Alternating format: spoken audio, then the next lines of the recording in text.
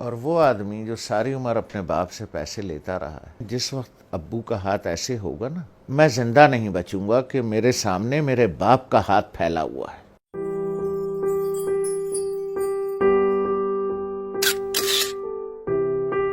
ایک دن میں بیٹھا ہوا تھا، اسلام آباد سے گیا تھا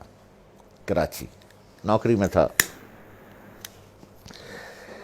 تو ہم امی کے کمرے میں بیٹھے تھے، وہ اپنے سامنے بیٹھی ہوئی تھیں، تو میری ایک ہی بہن پاکستان میں ہے، اس کے تینوں بچے بھی آئے ہوئے تھے، وہ بھی آئی ہوئی تھی، تو ادھر صوفہ رکھا تھا تو اس پہ میں بیٹھا تھا، 2 لوگوں کا صوفہ تھا ہے وہ، تو والد صاحب برابر میں بیٹھے تھے، تو سب لوگ باتیں کر رہے تھے، تو میں نے کچھ 2-4 پیسے نکال کر کے والد صاحب کو ویسے ہی پیش کر دیے۔ تو میں نے عین اس موقع پر یہ کیا کہ جب میں سمجھا کہ کوئی نہیں دیکھ رہا ہے، ٹھیک ہے، سب اپنے اپنے گپ میں لگے ہوئے ہیں، کوئی نہیں دیکھ رہا ہے، تو میں نے اس موقع سے فائدہ اٹھا کے جلدی سے چھپا کے ابو کو، مجھے نہیں پتا تھا کہ امی دیکھ رہی، تو انہوں نے بڑے زور سے کہا دوبارہ دو، جیسے وہ ذرا سختی سے بات کرتی ہیں، تو مجھے یہ تو پتا چل گیا کہ انہوں نے دیکھ لیا، تو میں سوچ رہا ہوں کہ یہ کیوں کہہ رہی ہیں دوبارہ دو۔ ان کا نواسا ساتھ بیٹھا تھا، حمزہ، جو ماشاءاللہ 6.25 فٹ کا ہے، اس وقت 6.25 فٹ کا تھا، تو مجھے تو انہوں نے بہت سختی سے کہا دوبارہ دو، اور اپنے نواسے سے کہا حمزہ دیکھو ماموں نانا کو کیسے پیسے دے رہے ہیں۔ تو میں نے جیب سے جو بھی پیسے نکالے یہاں رکھ کے والد صاحب کو ایسے یوں کر کے چھپا کے پیش کر دیے، تو ابو نے اٹھا لیے۔ تو دوبارہ جب امی نے کہا کہ دوبارہ دو، حمزہ دیکھو ماموں کیسے پیسے دے رہے ہیں نانا کو، تو میں نے دوبارہ دے دیے، تو والدہ نے کہا کہ اب اسے بتاؤ کہ تم نے ایسے کیوں دیے۔ تو میں نے کہا دیکھو بھائی حمزہ میاں، یہ میرے والد صاحب ہیں،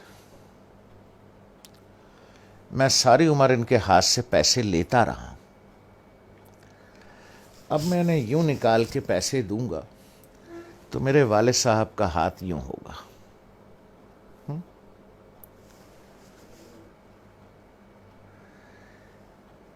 اور وہ آدمی جو ساری عمر اپنے باپ سے پیسے لیتا رہا ہے،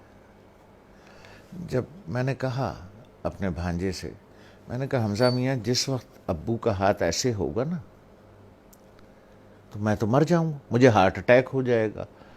میں زندہ نہیں بچوں گا کہ میرے سامنے میرے باپ کا ہاتھ پھیلا ہوا ہے، اس لیے بیٹا میں ایسے دیتا ہوں یہاں رکھ کے کہ والد صاحب یہاں سے اٹھا لیں، انہیں میرے سامنے ہاتھ نہ پھیلانا پڑے، جس طرح سے پرانے وقتوں میں بادشاہوں کو نظر اور نیاز دی جاتی تھی نا یوں کر کے، اور بادشاہ اگر قبول کر لے اٹھا لے تو وہ نیاز قبول ہو جاتی تھی، جیسے آج بھی مزاروں پر ادھر ادھر پیروں کو ایسے کر کے نظر دی جاتی ہے، پیر صاحب ہاتھ لگا دیتے ہیں یا کبھی کبھی اٹھا بھی لیتے ہیں، تو سمجھیے وہ نظر اور وہ نیاز قبول ہو گئی۔ تو میں نے کہا بچے جس وقت میں یوں کر کے دوں گا اور ابو کا ہاتھ ایسے اٹھے گا میں تو مر جاؤں گا بیٹا، کہ میرے باپ کا ہاتھ میرے سامنے پھیلا ہوا ہے، تو اس لیے میں ایسے کر کے نظر پیش کرتا ہوں چھپا کے کہ کوئی دیکھ نہ لے ہیں کہ باپ ہاتھ پھیلا رہا ہے، نہیں نہیں نہیں نہیں، باپ نظر قبول کر رہا ہے، اس نے ہاتھ لگا دیا تو قبول ہو گیا۔ اب وہ حدیث مبارک کا مفہوم ذہن میں لائیں، جب سرکار رحمت اللہ عالمین صلی اللہ علیہ وسلم نے بیٹے کا گریبان پکڑ کے کہا کہ تو اور تیرے پاس جو کچھ ہے تیرے باپ کا ہے، لوگ بھاگتے ہیں، میں آخری بات کروں، لوگ بھاگتے ہیں وہ فلانے پیر صاحب سے دعا کرا لیں، ہیں جی، وہ فلانے مزار پہ دعا کر لیں، وہ پیر صاحب کا جھوٹا پانی پی لیں، ہیں جی، وہ پیر صاحب کی جوتیاں اٹھا لیں،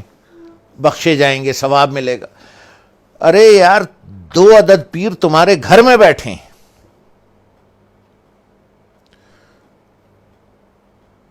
ایک عورت ایک مرد، دو پیر تمہارے گھر میں بیٹھے ہیں یار، جا کے ان کی جوتیاں سیدھی کر، ان کا جھوٹا پانی پی،